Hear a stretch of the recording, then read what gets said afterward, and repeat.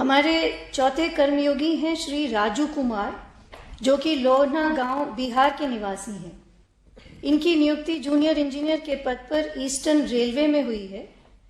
राजू ने अपनी इच्छा शक्ति से दिखा दिया है कि दिव्यांग होना उनके लिए कोई रुकावट नहीं पैदा कर सका, बल्कि अपने जीवन में इन्होंने मुश्किलों को ही अपनी स्ट्रेंथ बनाया और हमेशा आगे बढ़ते रहे।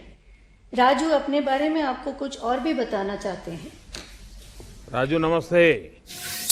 प्रणाम सर, मेरा नाम राजू कुमार है। मैं बिहार के दरभंगा डिस्ट्रिक्ट से हूँ। मेरे पापा जी किसान हैं जो खेती करते हैं और मुझे 3 बहनें हैं जिनकी शादी हो चुकी है। मेरा एक छोटा भाई है जो अभी पढ़ाई कर रहा है। जब मैं 6-7 महीने का था तब मुझे पोलियो हो गया। मैं ऑलरेडी 2 खुराक ले चुका था, लेकिन फिर भी संयोग से मुझे पोलियो हो गया और मैं पार्शियली पैरालाइज हूँ।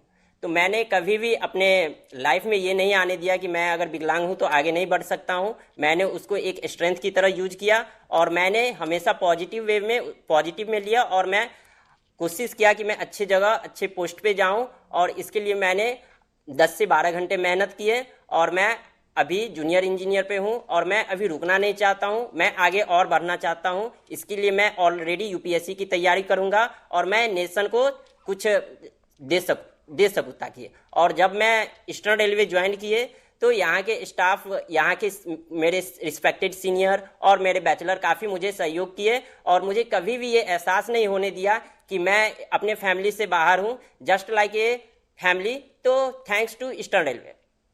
और मैंने मैकेनिकल इंजीनियरिंग में डिप्लोमा किया हूँ और मैं गवर्नमेंट पॉलिटेक्निक दरभंगा से। राजू जी, आपके बातों में इतना कॉन्फिडेंस है और इतना जज्बा दिख रहा है कि मुझे बड़ा आपको सुन करके अच्छा लग रहा था। और थैंक यू सर। आप रोना धोना छोड़ करके कि भाई अब दिव्यांग हूँ, ये हूँ, वो हूँ, लेकिन आपने उसी को अपनी शक्ति बना दी। अच्छा बताइए, जूनियर इंजीनियर की ये नौकरी प्राप्त कैसे हुई आपको? जी, आरआरबी जेई का वैकेंसी आया था जिसमें मैंने आरआरबी कोलकाता चूज किया था और मैंने फॉर्म भरा। इसके बाद इसका 2 स्टेज में एग्जाम होती है, कंप्यूटर बेस्ड एग्जाम होती है। और जब मेरा ये दोनों एग्जाम क्लियर हुआ, इसके बाद मुझे डॉक्यूमेंट वेरिफिकेशन और मेडिकल के लिए बुलाया गया। जब मेरा डॉक्यूमेंट वेरिफिकेशन और मेडिकल हो गया तो इसके बाद मुझे इम्पैनल किया गया और इम्पैनल होने के बाद मुझे आप ही के हाथों मुझे रोजगार मेले के थ्रू अपॉइंटमेंट लेटर मिला और मैं बहुत खुश हूँ कि मुझे आज आपसे बात करने की मौका भी मिल चुका है। अच्छा राजू जी, प्रारंभ मॉड्यूल का अनुभव कैसा रहा आपका?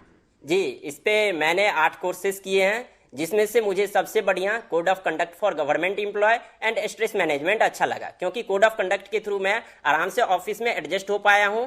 और स्ट्रेस मैनेजमेंट जो कि मैं एज ए जूनियर इंजीनियर, जो एक सुपरवाइजरी पोस्ट होती है, उस पर मेरे ऊपर बहुत सारे स्ट्रेस आएगा। सीनियर और जूनियर सबको मुझे साथ लेके चलना है, क्योंकि दोनों के बीच में एक मुझे बॉन्ड की तरह काम करना पड़ेगा। तो इसलिए मेरे ऊपर बहुत सारी परेशानियां आएंगी। तो मुझे ये कोड स्ट्रेस मैनेजमेंट में मुझे इसमें बहुत सहायता की है। अच्छा राजू, आप अभी बता रहे थे आप यूपीएससी एग्जाम भी देना चाहते हैं, आईएएस बनना चाहते हैं।